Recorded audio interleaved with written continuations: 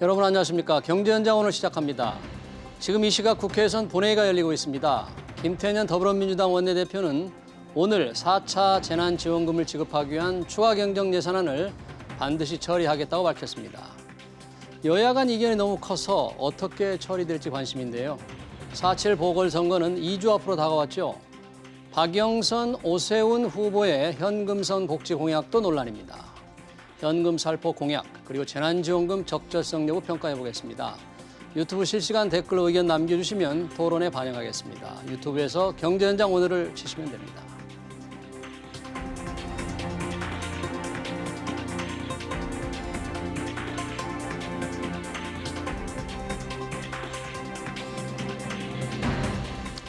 네, 오늘 토론을 위해서 두 분 모셨습니다. 신세돈 숙명여대 명예교수, 그리고 이상구 복지국가소사이어티 운영위원장 함께합니다. 두 분 어서 오십시오. 반갑습니다. 반갑습니다. 자, 이 시간 현재 지금 국회에서 본회의가 열리고 있는데 4차 재난지원금을 지급하기 위한 추가 경정 예산. 그런데 여야 간 의견 차이가 지금 굉장히 큰 것 같습니다. 이상구 대표님 어떻습니까? 지금 여와 야의 의견 차이가 첨예하게 부딪히는 그 국면, 어떤 게 가장 지금 문제가 되고 있습니까? 일단 야권에서는 기존에 정부 여당이 이제 당정 협의를 통해서 확정됐던 19조 5천억 예산 중에서 일자리 관련 예산은 깎아버리자. 일자리 예산을 2조 1천억 정도가 있거든요. 2조 1천억. 그리고 또 농어민이나 법인 택시 기사 같이 기존의 지원 대상에서 빠졌던 분들을 더 늘리자. 이렇게 해서 3조 9천억 정도 정액을 요구하고 있는 그런 상황입니다. 그러니까 빠졌던 농어민들에게 재난지원을 지급하고 또 피해를 입은 일반 소상공인도 좀 더 늘려주되 그 돈을 더 빚을 계속 낼 수 없으니까 일자리 예산을 깎자. 네. 신세돈 교수님, 그러면 이 논쟁에 지금 두 여야의 의견 차이가 좀 좁혀질 성질의 것입니까? 어떻습니까?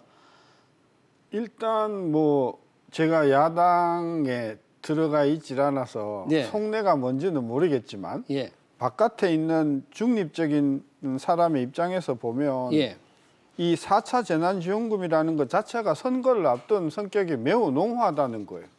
지금 선거를 앞두고 여당은 오늘 처리하겠다는 것도 그래야 타이밍도 그렇고요. 이달 내로 돈을 줄 것이다. 그리고 이게 거창하게 19조 5천억이라고 했는데 그렇습니다. 들어가 보면 이미 잡혀 있는 예산에서 4조인가 5조 정도 4조 5천억이 들어가 있고 그러면 남는 게 15조 정도 남는데 15조도 그 돈을 여기저기 남는 것, 여기저기 기금 남는 것, 잉여금 땡겨서 한 4조인가 쓰고 그러니까 국채는 10조, 9조 9천억 발행하겠다는 거거든요. 그러니까 실제로 그야말로 추경이라고 할 만한 것은 9조 9천억밖에 안 되는데 이걸 두 배로 뻥튀겠다는 것 자체가 이게 상당히 그리고 그다음에 이거 오늘 당장 이거를 해야만 3월 중에 지급을 할 수 있다는 것 자체도 이게 또 정치적으로 해석이 되는 게 지금 내용을 들여다보면 한번 볼까요? 코로나가 더 나빠졌나요? 코로나가 잡히지가 않고 있죠, 지금. 하루에 그러니까 좀 줄 것 같은데. 우리가 작년 예산을 통과시켰던 작년 말에 비해서 그 여러 가지 그 재난 단계도 2.5에서 2.0으로 줄었으면 줄었지. 특별히 이게 재난이라고 할 만한 상황이 발생한 게 아니잖아요. 그런데 작년 예산이 잉크도 마르기 전에 4차 재난지원금이라고 해서 추경을 금년 첫 번째 추경을 했어요. 제가 모르긴 해도 금년 중에 아마 추경을 한 2번 더 할걸요? 더 해야만 될 상황일 것 그래야 같다? 또 내년에 대선이 있으니까 저는 그래서 제가 야당이 어떻게 생각하는지는 모르겠으나 이것은 선거를 앞둔 성격이 너무 농후한 것이다 라는 것을 제가 지워버릴 수가 없고요.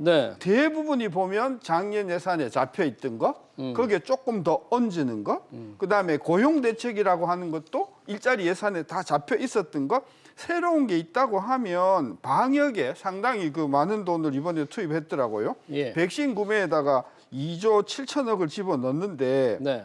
나 이것도 참 황당하게 짝이 없는 게 예. 이거 백신 구매를 그럼 작년에 몰랐는가? 이게 왜 본 예산에 안 들어가 있고 예. 이게 추경을 작성해야 되는가라고 하는 질문이 생기거든요. 왜 긴급하게 추경을 편성할 예산에 백신을 넣느냐? 그렇죠. 이게 다른 지금 나라는 네. 다 이미 확보를 하고 이게 있는데 7,900만 예. 명용이라 하더라고요. 예. 그래서 방역은 상당히 저는 뭐 필요하다고 보는데 이것도 작년 예산을 할 때 충분히 잡을 네. 수 있었던 것인데 지금 잡아 넣었지 않습니까? 네. 그래서 들여다 보면은 뭐 이렇게 색다른 게 없어요. 그러니까 추경이라고 할 만큼 긴급한 것도 아닌데 네. 그래서 그 정도는 한 아까 말씀하신 대로 국채 발행하기로 한 9조 9천억 정도밖에 안 되는데 20조로 포장을 했다 뭐 그런 뜻입니까? 그렇죠. 예. 그리고 여기저기 남아 있는 돈을 다 끌고 모아서 이번에 그 20조 그 추경을 하겠다라고 하는 건데 문제는 이 또 뭐 언론을 보니까 이게 예. 또 더 늘어난다면서요? 네, 지금 농어민 아까 우리 네. 이 대표님 말씀하신 대로 농어민들에 빠졌었는데 재난지원금을 지급하기로 지금 하는 거죠? 예. 또 그래서? 마을버스 기사도 더 넣고요. 네. 뭐 그동안 이제 실제로 굉장히 타격을 받았는데 그 지난 초기에 당정 협의회 안에 반영 못했던 분들을 자꾸 넣고 있는 그런 상황입니다. 그러니까 왜 그렇게 끌려가냐는 거예요. 왜 우리가 지금 끌려가냐. 코로나가 예. 생긴 지 1년이 넘었지 않습니까? 예.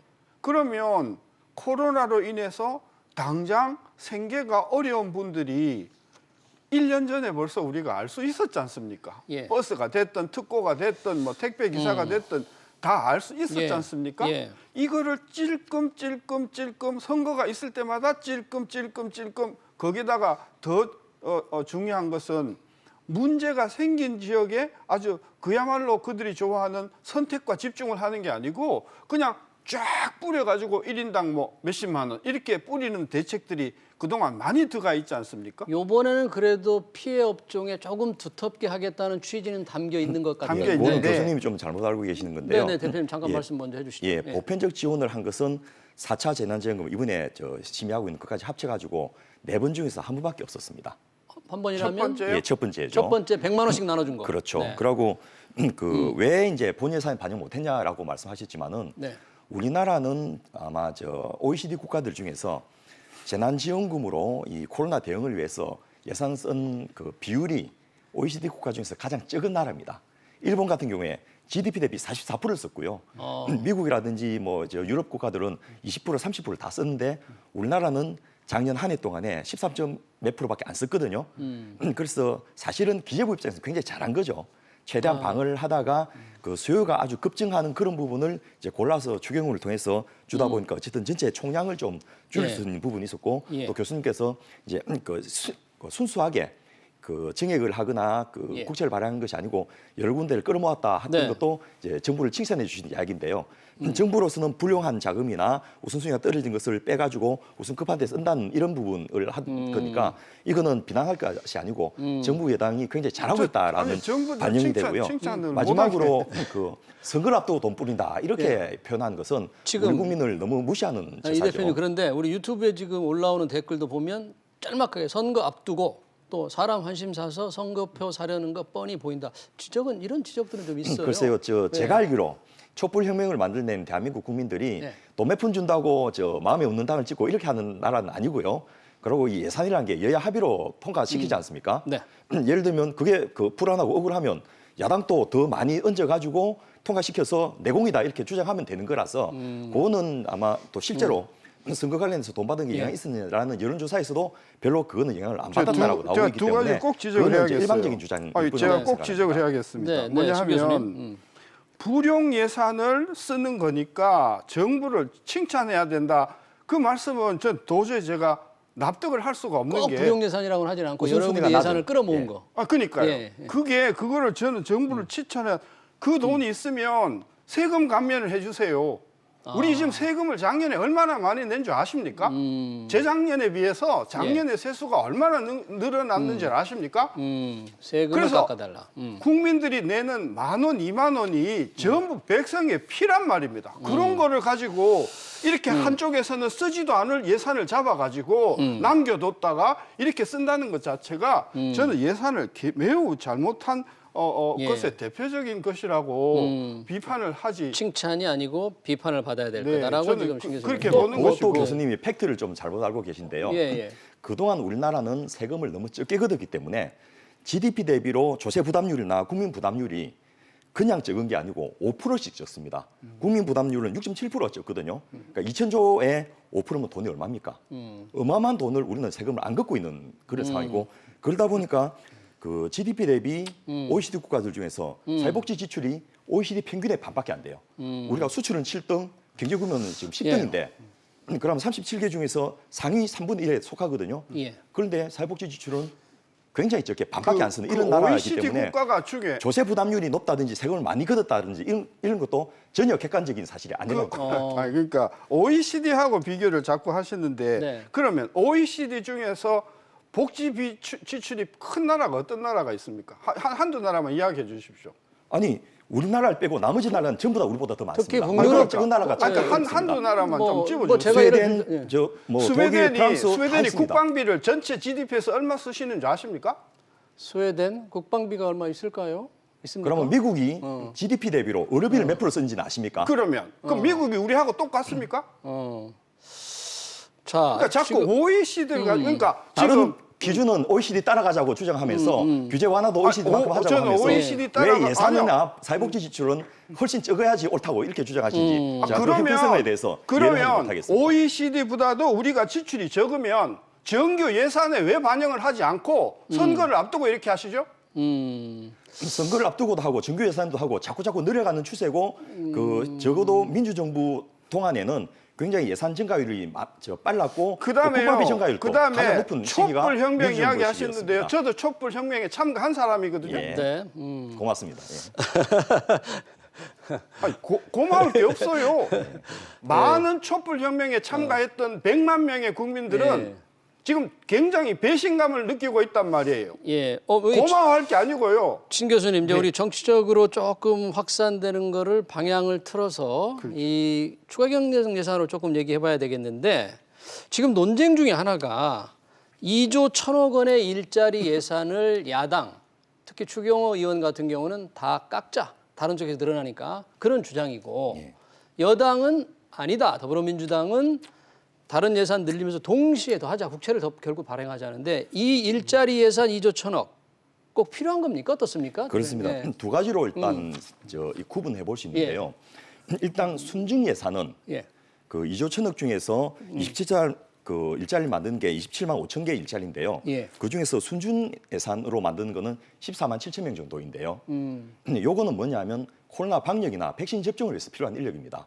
선별 진료소에 근무한 분들이 너무 힘드니까 그 인력을 좀 보충해 준다든지 그 백신 접종을 위해서 접종 대상자에게 통보하고 또 주사 맞힐 때 줄 세우고 사회적 거리 띄우기 하고 또 주사 맞고 나서 경과 관찰하고 이거 누군가 해야 되거든요. 이 관련된 예산이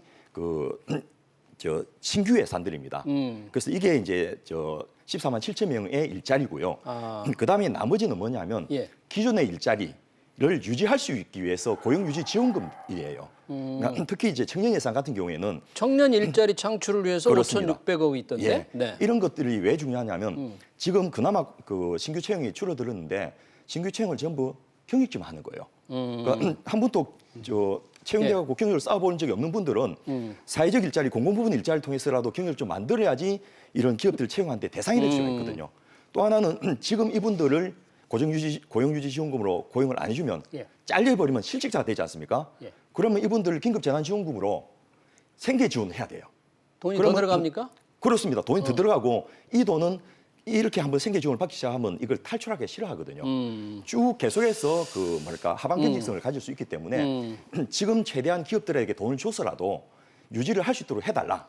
또 예를 들면 재정이 부족해갖고 신규 고용을 꺼린 분들한테 일자리 그 금액의 월급의 반을 우리가 지원해 줄 테니까 네. 신규 고용해서 한번 과감하게 준비를 해봐라. 이런 식의 예산이기 때문에 그렇군요. 이거를 낭비라 보기는 상당히 어렵습니다. 근데 우리 이상우 대표님 말씀하신 것과 달리 야당의 추경 의원 같은 경우에서는 이런 건 제대로 된 일자리가 아니다. 그리고 이미 이제 고작 3개월밖에 지나지 않았는데 무슨 일자리 예산을 추경에 넣느냐. 다 깎자. 뭐 그런 거거든요. 예. 신 교수님 어떻게 보세요? 작년에 금년도 일자리 예산을 얼마를 잡았냐면요. 예. 30조 5조를 잡았어요. 올해 정기 예산에. 네. 그리고 이 안에 들어가 보면 지금 이야기하는 고용 유지라든지 뭐 청년, 그다음에 중년, 여성 예. 다 들어가 있어요. 다 들어가 있는데 왜 지금 본 예산이 잉크가 마른 지 석 달도 지금 안 지났는데 예. 이렇게 뭐 청년 같은 경우에는 합해서 약 27만 5천 명 네. 이렇게 집어넣는 것은 이것은 선거를 앞둔 생각이라고 충분히 할 만한 것이고 예. 제 비판은 이게 옳고 그르고를 떠나서 아니 OECD 안에 들어가는 대한민국 국민들이 예. 정부가 하는 예산하는 것을 보면 네. 석 달도 안 돼가지고 이렇게 이게 지우고 또 이렇게 더 달라고 하는 것은 그야말로 정부가 국민을 우롱하는 것이다. 그리고 아까 예산 말씀하실 때 네. 아니, 국회에서 뭐 여야가 합의하지 않는가 이렇게 말씀하시는데 지난 예산 여야 합의했습니까? 야당은 참여를 안 하지 않았습니까? 아니 이거- 그러니까- 예산을 주는 것이 억울하면 그것 때문에 선거에 영향 미칠 것 같으면 적극적으로 참여해서 예산을 더 네. 늘리라고 이야기해서 표를 가져가면 되는데 저는 예산을 증액해갖고 일자리 예산을 찔끔찔끔 주는 거 예를 들면 작년에 실업자가 120만 명이 넘고요. 사라진 일자리가 60만 개 넘습니다. 거기다 2조 천억 들어가지고 일부 만들어 본들 어느 분이 혜택을 보겠습니까? 그분들이 혜택 본다고 또 찍어주겠습니까? 그런 것을 선거용이라고 하는 것은 너무나 좀 국민들을 우롱하는 처사로 생각하고 예. 저는 거꾸로 우리나라의 공부분 일자리가 OECD 평균의 반이고요. 어디 무슨 OECD 일자리요? 공공부분 일자리. 공공부분의 일자리가 공무원, 뭐 중앙기초 공무원, 지방 공무원뿐만 아니고 공기업들 예. 또 공사들 이런 걸 다 포함해 가지고 OECD 기준에 따라서 기재부가 발표한 데이터인데요. 예. 우리나라는 242만 개 정도로 보고 있는데 이게 OECD 평균의 반이고 선진국 수준에는 3분의 1밖에 안 됩니다. 그래서 소위 말해서 공공부문 일자리가 너무 적어 가지고 청년들이 일할 곳이 없고 또 자영업이 비중이 높은 이런 구조를 갖고 있기 때문에 오히려 정부 입장에서는 이렇게 코로나 때문에 자영업이 급격하게 줄어들고 있지 않습니까? 예. 이것을 더 좋은 계기로 활용하기 위해서는 그분들에게 새로운 일자리를 만들어드리고 예. 공부분 서비스를 늘려가지고 국민들도 혜택을 보게 하는 일거양득의 효과, 위기를 기회로 삼는 효과를 쓰기 위해서 굉장히 필요한 예산이 아닌가. LH가 지금 공공기관에 들어가 있습니까? 안 들어가 있습니까? 들어있죠. 근데 LH 하는 거 보셨지 않습니까? LH를 한다고 해서 그러면 나머지 전부 지금 국토부 공기업들이 조사합니까? 문제가 안 합니까? 있다고 이야기하는 국토부 옳은가요? 조사하고 있습니까? 안 하고 있습니까? 또 하고 지금 있죠. 하고 있죠. 그죠? 네. 예. 그러니까 공공 부분이 일자리가 물론 뭐 안정성이 있고 급여가 다 좋습니다. 네. 근데 한국 경제가 그렇게 선진국 마냥으로 공공 부분을 이렇게 순식간에 키울 수 있는가? 그러니까 공공 부문이 우리 국민들에게 신뢰를 잃었지 않습니까? 네. 일부 사례를 가지고 공무원 전체를 매도하는 것은 당사자인 공무원들이나 공기업이 근무한 분들한테는 대단히 네. 신뢰되는 이야기인데요. 네. 우리나라 공무원들이 그래도 저는 다른 나라에 비해서 대단히 수준이 높고 아주 선량한 분들이라고 저는 생각하고 믿고 있고 또 제가 만난 분들은 대부분 그렇습니다. 그리고 그분들에 대한 관리를 잘못한 것은 가버넌스 페일리지 공무부분이 많아서 그렇게 된 게 아니거든요. 예. 공무부분의 일자리가 훨씬 많은 방금 말씀드렸던 중부 유럽이나 북부 유럽의 국가들은 왜 이런 일이 적습니까? 그거는 사회적인 분위기나 어떤 LH 가버넌스를 잘못한 책임은 누구한테 있습니까? 잘못한 책임들이 기관 내에도 있고 예. 감시 그러니까 감독하는 누구한테 국회도 있습니까? 있고 네. 구체적으로 또 한번 찝어봐 주세요. 정부에도 LH를 그런 잘못한 거죠. 관리 감독의 저- 책임은 누구한테 있습니까?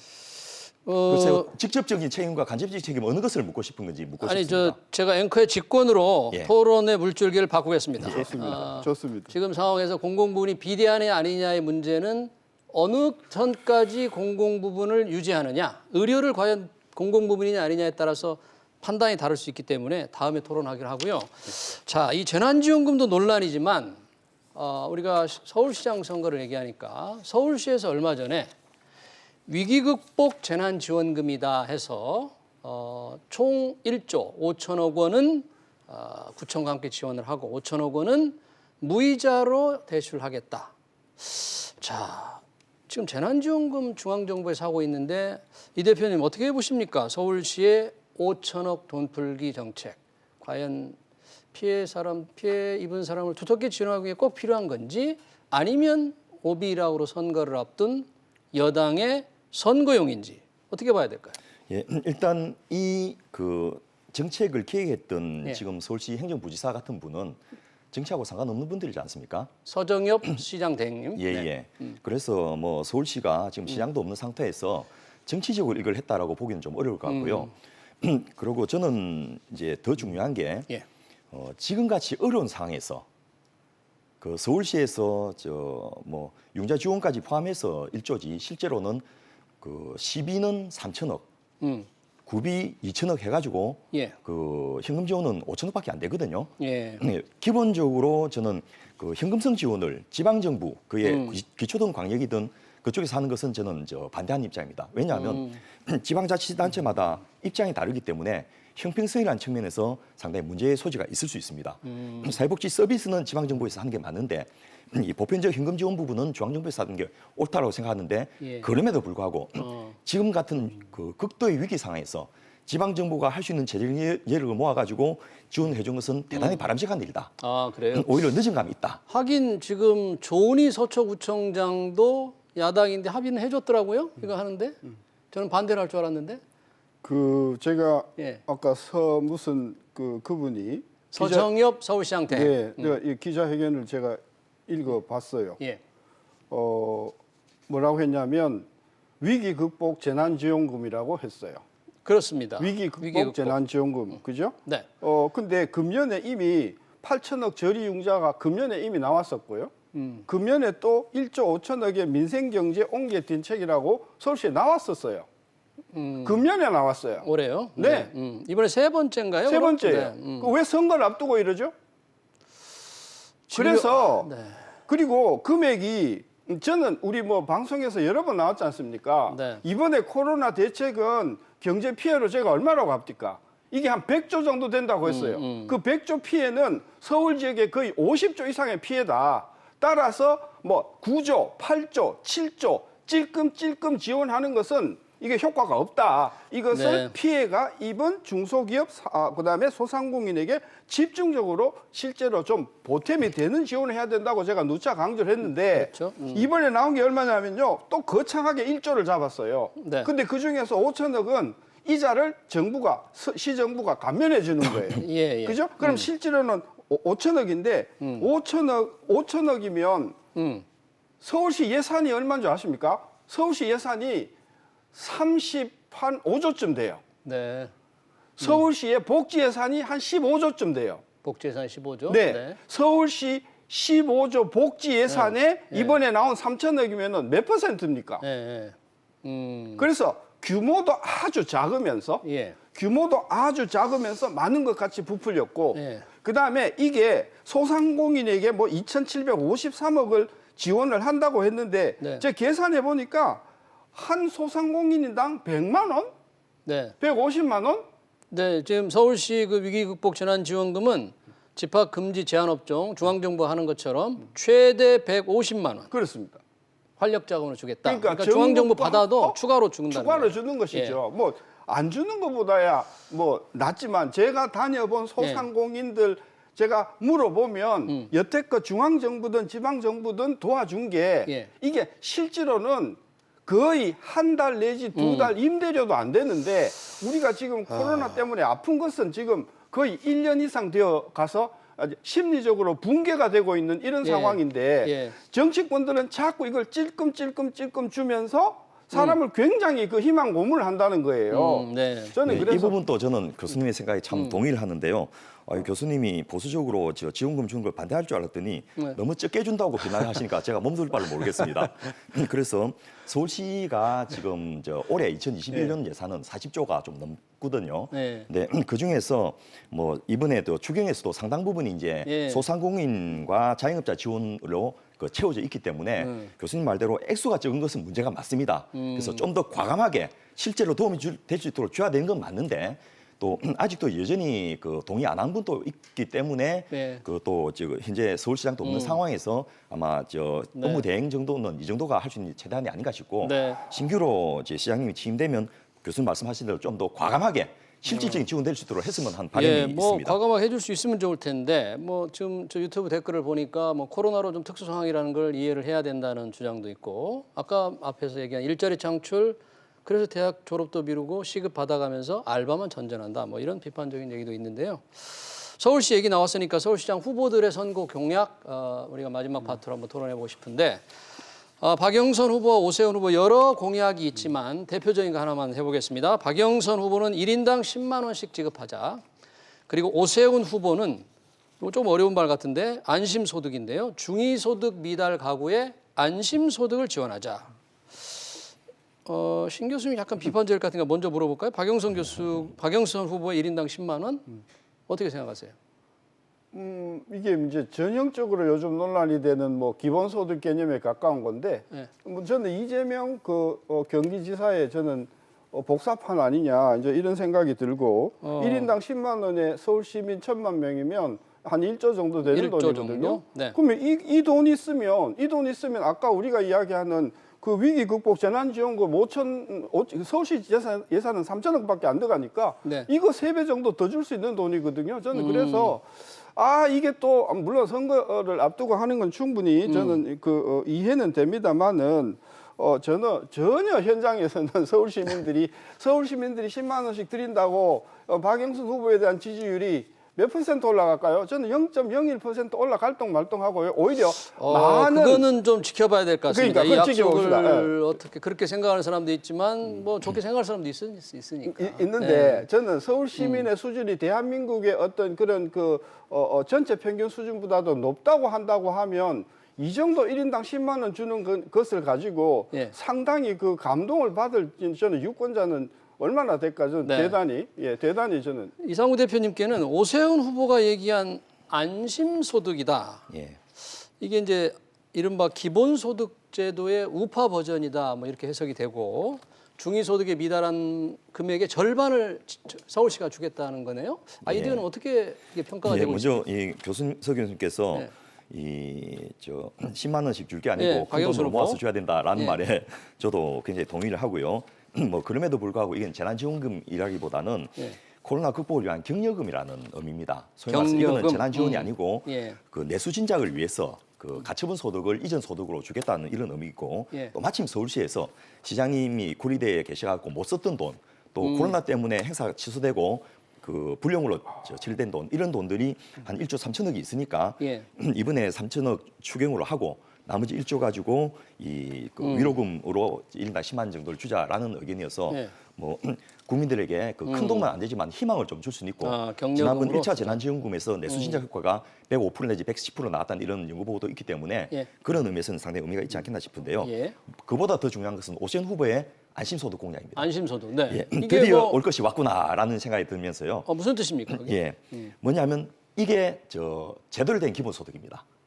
제대로 된 기본소득이요? 예, 그 이재명 지사의 기본소득은 이제 네. 모디파이 기본소득이고요. 이 오세훈 후보의 기본소득은 일단 컨셉에서 그 중위소득의 예. 50%까지를 커버해 주자는 겁니다. 중위소득 미달 금액의 절반을 주자는 거예요. 그렇습니다. 대신에 그 여러 가지 복지는 빼버리자는 거죠. 그래서 그걸 일반 빼고 복지는 대신에 현금성 지원을 해가지고 없애고 가구에서 쓸 수 있도록 이걸로 해주자. 하자. 그러면 어떤 효과를 거둘 수 있습니까? 이게 된다면. 예. 그래서 일단 이제 복지를 선택할 수 있는 권한을 개인에게 주자. 그래도 현금을 쓰게 함으로써 그 사회 서비스나 분야별로 제한된 복지보다는 훨씬 경제 진짜 효과가 크다. 뭐 이런 의미인데 문제는 이렇게 해도 기존에 있는 그 비용을 전용해도 추가로 예. 그 순증 예산은 4조 4천억이 더 듭니다. 이렇게 그래서 해도 오 후보님이 기존 복지 예산을 줄여도 오 엄청난 후보님이 재원이 필요한 굉장히 거네요. 그 과감하게 복지 예산을 대폭적으로 더 늘리겠다라는 그래요? 그 공약을 하신 거고 그러니까 양극화 해소를 위해서 이걸 하겠다고 그랬는데 그렇습니다. 그리고 또 이게 하우스 상박 그 보편적으로 주는 그런 부분을 좀 줄이고 없는 사람에게 더 주자는 이런 의미이기 때문에 그런 것도 의미가 있는데 상당히 긍정적으로 지금 예, 그러니까 문제는 이재명표 이제 기본소득은 저리 가라. 요게 진짜다. 그렇습니다. 뭐 그런 겁니까? 예, 드디어 원조가 나타났다 이런 원조가 건데 나타났다? 문제는 이제 이런 것에 대해서 정치권이 어떻게 대응할지가 앞으로 주목됩니다. 아. 그래서 국민들의 결국 선택이 이번 보궐선거뿐만 아니고 내년 대선에서도 이 부분이 그래요? 나타날 건데 어. 아마 국민의힘 쪽에서도 이 오세훈 후보의 이 주장이 아마 당론으로 채택된다면 그 내년 대선이 아주 볼만한 그래요? 그러니까 어느 쪽을 대든지 간에 국민들한테 별 손해가 아닌 그런 그 게임이 될 수 있는데 아, 그래요? 어쨌든 이것에 대해서 장단점은 굉장히 많고 복잡합니다. 그럼 뭐 이제 토론하려면 그럼에도 시간이 많이 불구하고 4인 걸리니까. 가구 기준으로 1,500만 원을 시에서 지원해 주자 이런 공약이기 때문에 굉장히 가감하다. 그럼 그래요? 만일 이것을 그 선거를 앞두고 한다면 그 뭐 오 후보님이 그런 짜장을 굴려한데 구애받는 분이 아니라고 제가 알고 있지만은 그야말로 좀 포퓰리즘일 수 있는데 네. 뭐 그런 건 아닌 것 같고 그야말로 복지 시스템을 한번 바꿔보자는 의견을 그래요? 저는 생각하고 네. 한번 알겠습니다. 신중하게 두 후보들끼리 토론을 한번 해보면 좋겠다는 생각입니다. 우리 신 교수님 짤막하게 오세훈 후보 안심소득 평가를 좀 짧게 해주세요. 두 가지. 예. 첫째, 예. 그 소득이 하나도 없는 사람한테는 250만 원 주는 겁니다. 아 그래요? 네, 평균 50% 중간 소득 미만에게 미달 금액의 절반을 주겠다는 120이니까 거예요. 네. 소득이 하나도 없는 분은 네. 250만 원 주는 예. 거예요, 한 가구에. 예. 그러면 250만 원 그거 받지 누가 일하겠어요? 이제 이래서 좀 받으면 좀 더 받을 수, 그 전체 소득이 늘어날 수 있으니까. 아, 그러니까 그거를 일을 예를 들어 하나도 안 하다가 10만 원 더 번다 그럽시다. 예. 10만 원 더 벌면 그죠? 예, 예. 거기서 깎이는 게 5만 원이기 때문에 효과가 없어요. 알겠습니다. 둘째는요. 이 재산 제가 금방 계산해 봤는데요. 연 예산이 얼마가 드냐? 약 150조 들어요. 150조? 네. 그래요? 네, 택도 없는 이야기입니다. 이거는 턱도 없는 아마 얘기다. 택도 없는 이야기고 아마 저도 웃기는- 안심소득을 굉장히 연구를 많이 했는데 웃기는 소리 하지 마라 이거죠? 네, 그러니까 이거는 가능해요. 연소득이 200만 원 이하 되는 분에게 200만 원에서 차이가 나는 분을 보전해 주겠다 하면 네. 예산이 그래 안 들어요. 근데 이거는요. 500만 원 이하인 사람에게 500만 원에서 차이 나는 부분의 절반을 정부가 주겠다 네. 이렇게 되니까 이 예산은 최소한 150조이기 때문에 좀 할 수가 없는 겁니다. 예, 아쉽지만 두 분의 의견이 많이 다르는데 나중에 좀 더 들어보기로 하고 오늘 여기서 좀 마쳐야 될 것 같습니다. 시간 관계상. 네, 지금까지 신세돈 숙명여대 경제학부 명예교수 그리고 이상구 복지국가 소사이어티 공동대표였습니다. 두 분 고맙습니다. 네, 감사합니다.